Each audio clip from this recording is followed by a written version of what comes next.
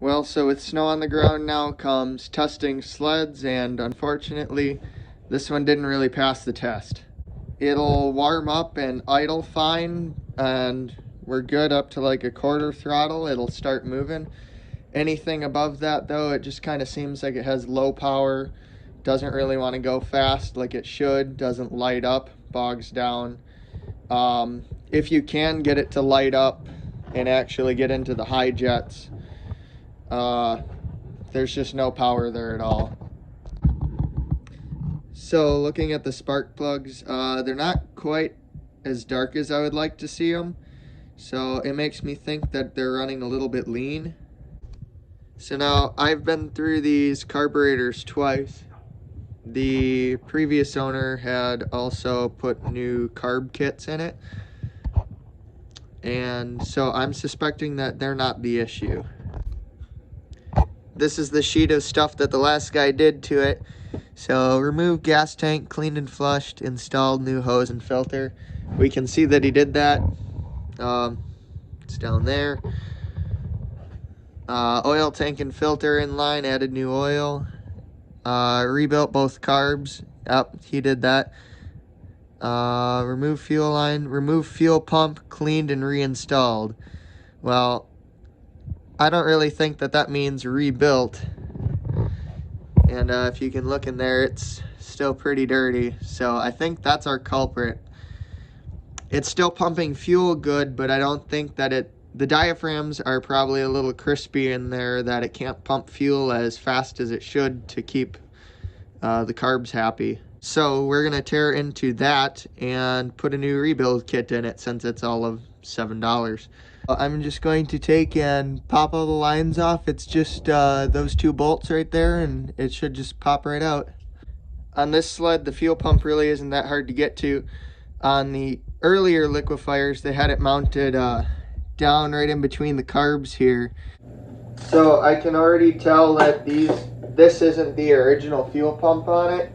The original fuel pump would have been a 5-layer stack that had an automatic fuel shutoff on it. That's why these sleds don't have a remote shutoff, just like a valve you would turn.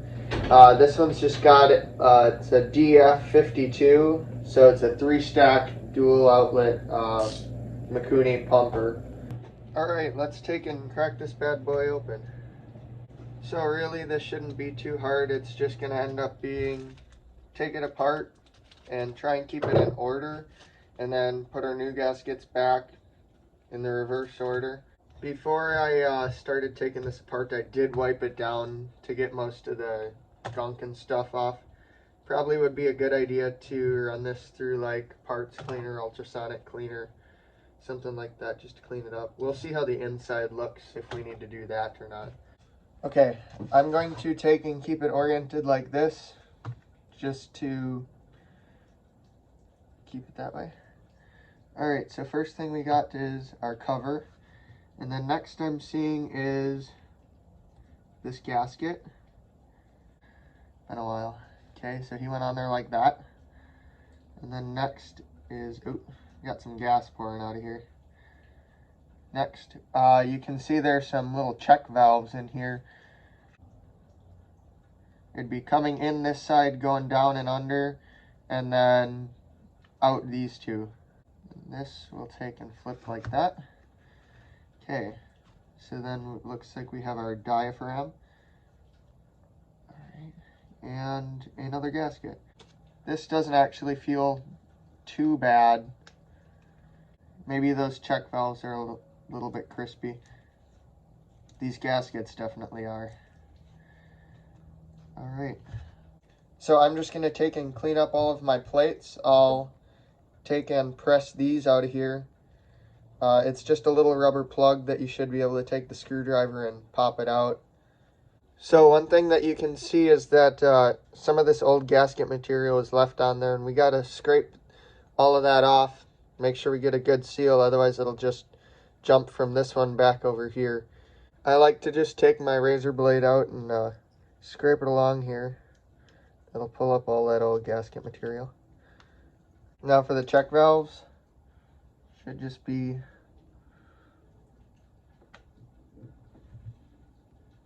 pop it out.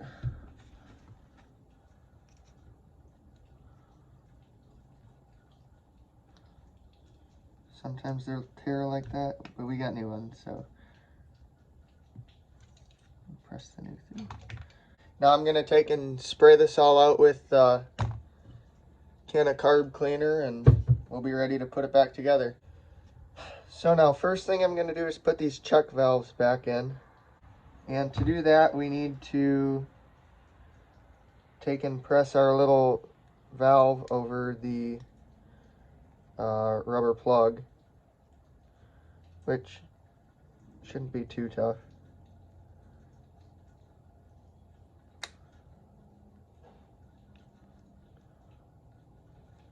There we go. Just like that. Alright, so to put these in, I like to lube them up with just a little bit of WD-40. Since they're rubber, they, oh, that's a lot. It just helps them slide past the, or slide on the aluminum. But this one goes on this side. Sometimes they can be kind of a bear to get in, because it's got to be such a tight fit. And you might have to take a screwdriver and press it in there. Make sure it's straight.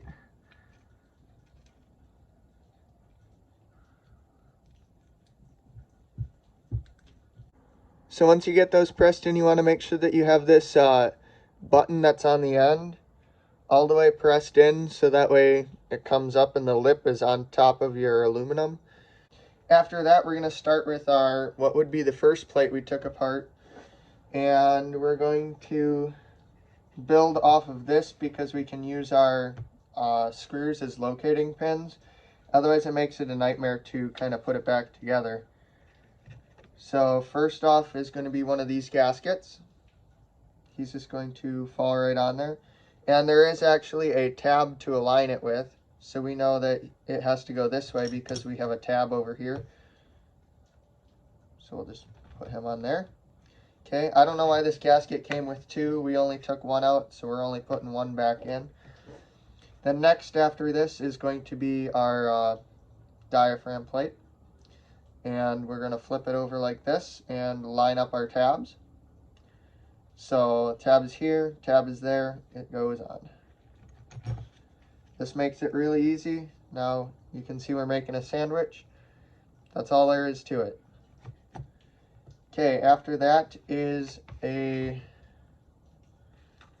diaphragm. And this one, actually we will be using two because this does not seal very well against this aluminum. So we will be putting one gasket down here, and this side does not have any alignment tabs. That one, and then a diaphragm, and then another one. So this possibly could have been our issue, is that we weren't getting a good sealer on there. And lastly will be our pulse plate. I actually had to go back and look at the videos to see how it was oriented, but it goes on like this with these two lined up. So then we're going to take our sandwich and flip it over real carefully and screw these in. They should just go in pretty easy. It's nice on this one, you can see if they're going in or not. So then we'll take our other four and just kind of work them in. And then next is just to tighten them down. And I'm going to do this in a crisscross pattern, not that I really think it matters too much, but I want to equalize the tension across this so we get nice good seals.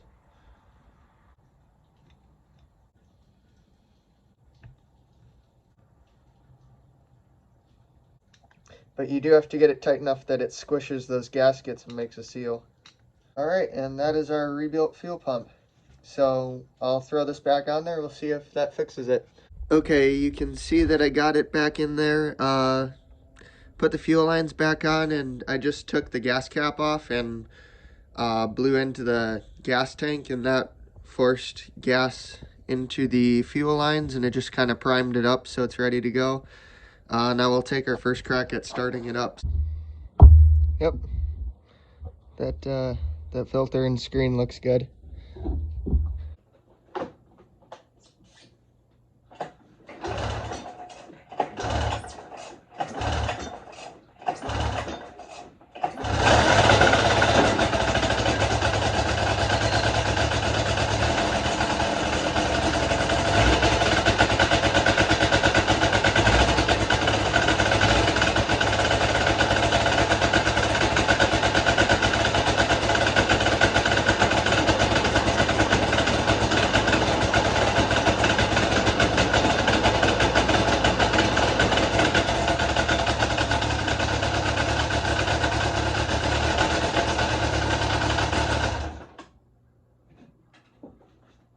Well, I don't think I've ever had it idle that good before, or that low. It's kind of interesting though, it wanted to run away on me. So it kind of sucks now that we don't have snow anymore. We can't test on it at all. But that might be a good thing because we got to dig into this primary clutch now. It's seeming to not disengage all the way, and it's just grabbing the belt, and that's why it kind of ran away on me. But we'll get into that in another video.